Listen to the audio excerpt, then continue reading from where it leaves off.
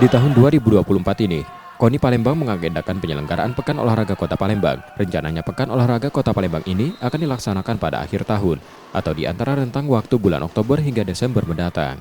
KONI Kota Palembang mengakui penyelenggaraan Pekan Olahraga Kota sangat perlu dilakukan.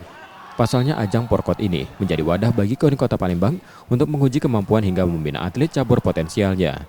Tidak hanya itu, atlet terbaik dari ajang Porkot nanti akan mewakili KONI Palembang pada ajang Pekan Olahraga Provinsi di tahun 2025 mendatang. Karena sebenarnya di tahun ini, di tahun 2024, program KONI Kota Palembang itu adalah Porkot, Pekan Olahraga Kota. Karena mengapa?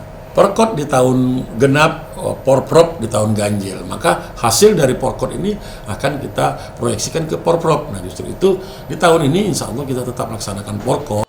Saat ini KONI Kota Palembang tengah berupaya mengajukan penambahan anggaran dana untuk penyelenggaraan Porkot 2024 kepada pemerintah Kota Palembang.